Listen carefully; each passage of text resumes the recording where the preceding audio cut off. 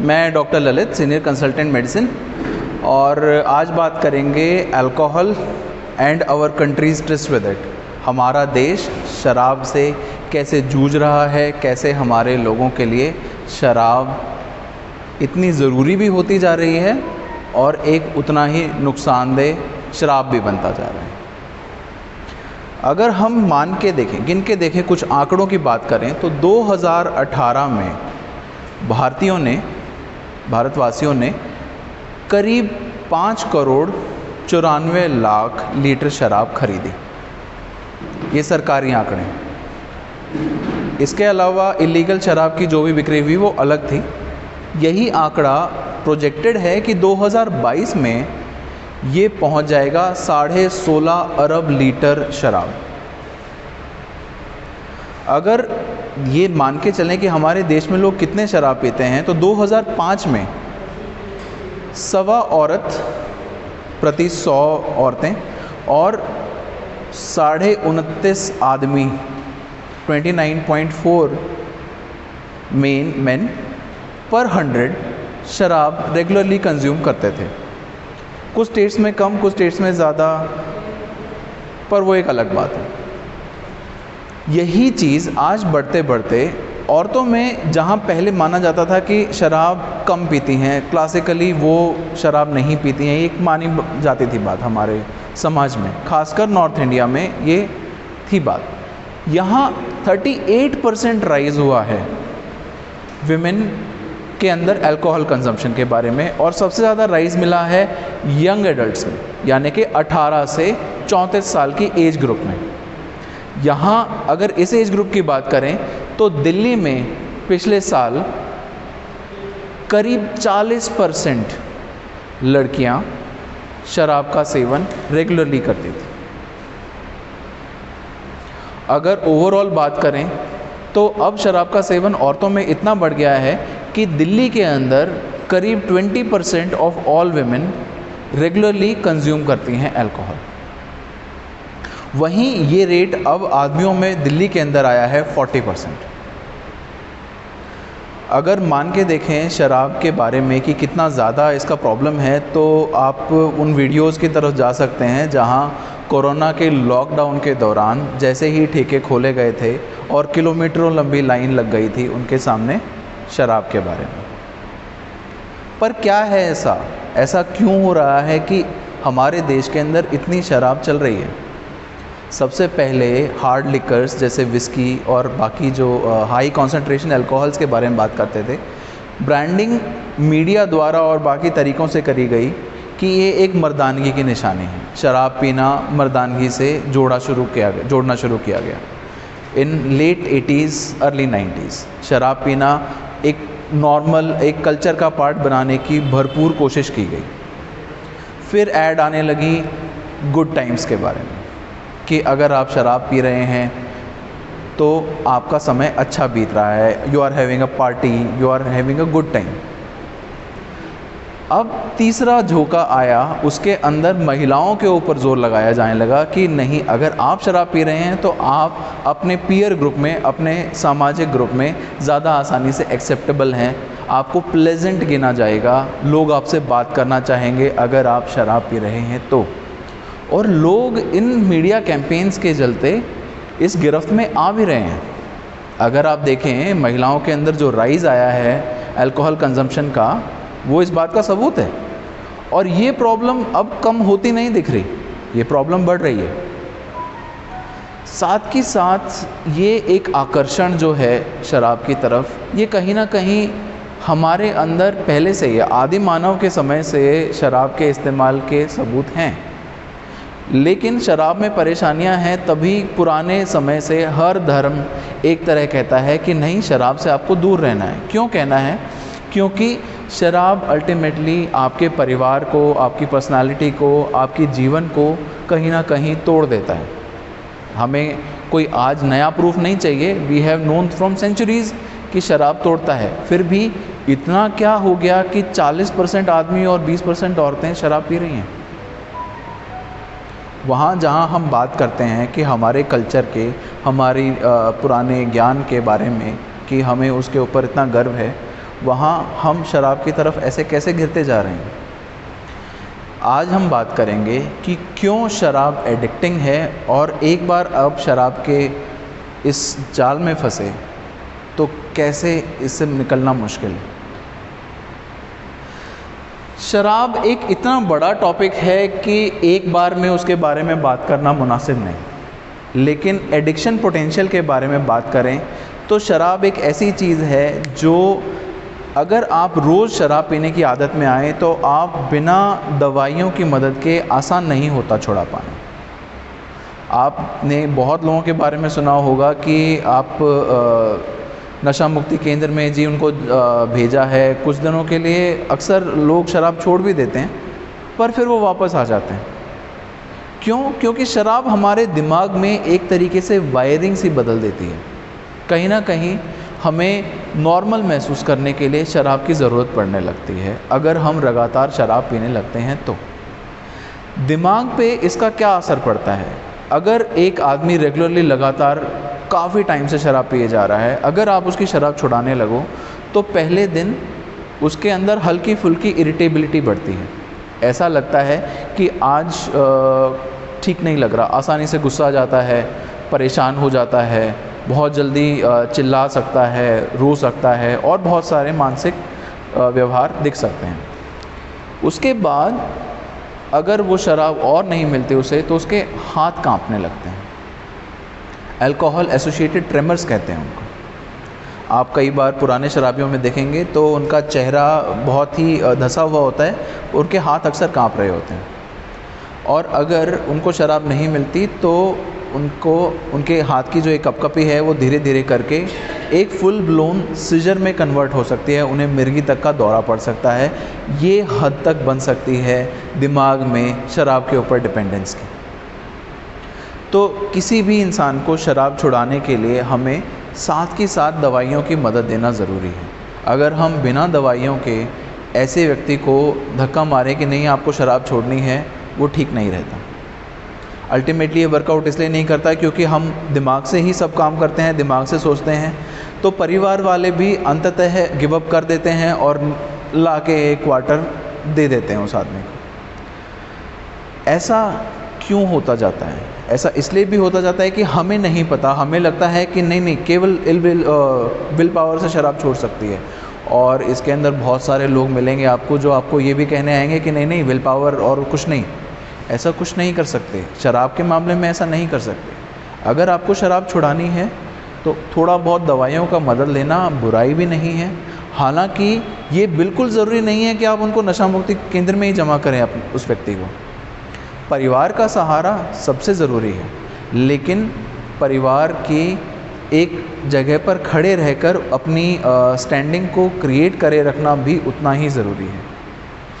शराब छोड़ने के लिए केवल विल पावर काम नहीं कर सकती, लेकिन विल पावर की ज़रूरत ज़रूर है, क्योंकि शराब छोड़ने पर दौरे वगैरह आने का डर है तो दवाइयाँ चाहिए उसके लिए। इंसान को दवाइयाँ देनी पड़ेगी, कभी किसी को 2 हफ्ते के लिए, किसी को महीनों के लिए। लेकिन अगर इस दौरान बंदे ने ये सोचा ही नहीं कि नहीं उसे शराब पीनी ही नहीं है, अगर मन से डिसाइड नहीं किया कि शराब नहीं पीनी है, तो वो फिर भी शराब की तरफ जाएगा। तो जहाँ एक साइकोलॉजिकल माइंडसेट ये बनाए रखना ज़रूरी है कि नहीं अब शराब छोड़नी है, वहीं दूसरी तरफ दवाइयों की मदद भी ज़रूरी है। ठीक है। और साइकोलॉजिकल माइंडसेट सबसे अच्छा कहाँ से बन सकता है? सबसे अच्छा बन सकता है परिवार के सहारे से। परिवार का सहारा किस तरीके का होना चाहिए? अगर आपको शराब छुड़ानी है, परिवार का सहारा होना चाहिए इमोशनल सपोर्ट की तरफ से। आप उन्हें डांटें नहीं, डांटने से कभी कोई काम नहीं होगा। अगर आप एक शराबी को डांटेंगे कि आपकी वजह से ये हो रहा है वो हो रहा है, तो उसके मन में जो स्ट्रेस बढ़ेगा उससे वो शराब की तरफ और भागेगा। शराब का एक इनहिबिटरी इफ़ेक्ट होता है दिमाग पे, तो हमारी टेंशन्स को ट्रांजिएंटली कम कर सकता है। अगर इसकी वजह से वो दोबारा शराब की तरफ भागेगा तो परिवार की तरफ से आप हेल्प करने की जगह उसकी परेशानी बढ़ा सकते हैं। दूसरा जो तरीका है वो है कि शराब की जगह बाकी इन चीज़ों में जिसमें उन्हें खुशी मिल सके, उन रास्तों पे इंसान को लेकर आने की कोशिश करना। जैसे परिवार की मीटिंग हो गया, जैसे त्यौहार मनाना हो गया, जैसे स्पिरिचुअलिटी। कई बार कहते हैं सत्संग इलाज है, वो गलत नहीं कहते हैं। क्यों? क्योंकि सत्संग से पूजा करके, कसरत करके और सेक्स, ये सब चीज़ें कहीं ना कहीं हमारे दिमाग में एक खुशी को बढ़ाते हैं। और जब खुशी बढ़ती है तो डिपेंडेंस एक किसी भी नशे वाली चीज़ पर अपने आप से कम होती जाती है। तो सत्संग और स्पिरिचुअलिटी और आध्यात्म भी कहीं ना कहीं एक बहुत ज़रूरी कदम है शराब छोड़ने के लिए। तीसरी चीज़ अगर हम बात करें तो वो है खान पान। अक्सर कोई इंसान जो बहुत ज़्यादा शराब के नशे में है या लगातार रहता है तो उसका खान पान ख़राब होता जाता है। शुरू में अल्कोहल की वजह से डाइटरी इनटेक बढ़ भी जाए तो अल्टीमेटली कम हो जाएगा, और उसकी वजह से कुछ ज़रूरी चीज़ों का शरीर में कमी पड़ेगा ही पड़ेगा। सबसे ज़रूरी जिसमें है एक विटामिन, नाम है थायमिन। थायमिन की कमी से दिल कमज़ोर होता है, हाथ पैरों की जो नर्व्स हैं वो ख़राब हो जाती हैं, और एक लिमिट के बाद अगर कमज़ोरी बढ़ जाए तो दिमाग की जो याददाश्त की ताकत है वो पूरी तरह ख़त्म हो जाती है। तो तीसरा जो सबसे ज़रूरी सहारा है वो है कि न्यूट्रिशनल इम्प्रूवमेंट की जाए ताकि शरीर के अंदर कुछ बचे जिसके बाद आप उस आदमी को बचा सकें। अगर शारीरिक तौर पे इंसान बहुत कमज़ोर होगा तो मन से वैसे भी वो इतनी ताकत नहीं जोड़ सकता कि वो अपनी शराब छुड़ा सके। शराब से परिवार को जो नुकसान होता है वो एक और चीज़ है जिसके बारे में हमें बात करनी चाहिए।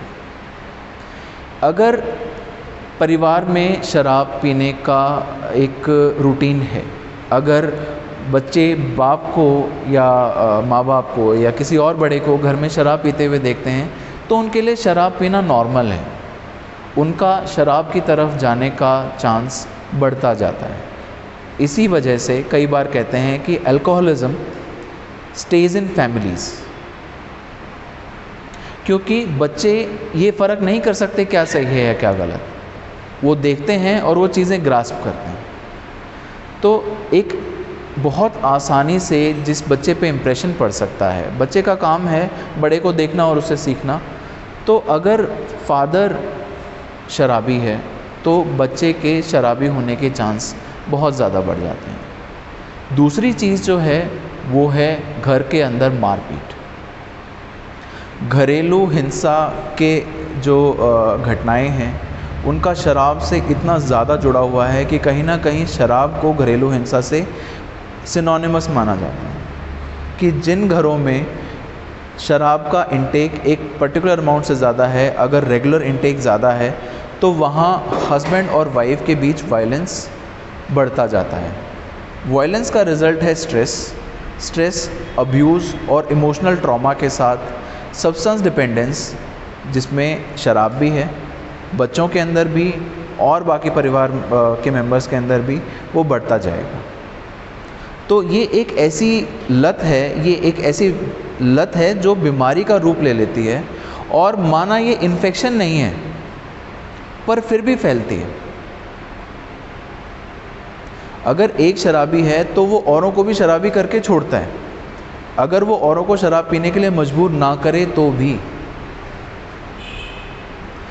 तो सबसे पहली बात है कि एक आदत को बनने से पहले ही रोक दिया जाए। अगर बन रही है तो उसको ठीक करने के लिए आपको प्रयास करना है, और अगर चीज़ें एक लिमिट से ज़्यादा बाहर हैं तो इसमें सरकार की मदद लेना गलत नहीं है। हालांकि नशा मुक्ति केंद्र बहुत सारे हैं, सरकार की तरफ से भी हैं, प्राइवेट भी हैं, पर अगर पैसे की परेशानी है तो कोई बुराई नहीं है मदद ले लेने में।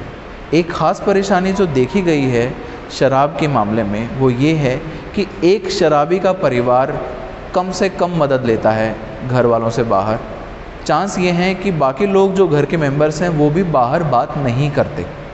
अगर बात ही नहीं करेंगे तो समझ ही नहीं आएगा कि कोई मदद की जा सकती है।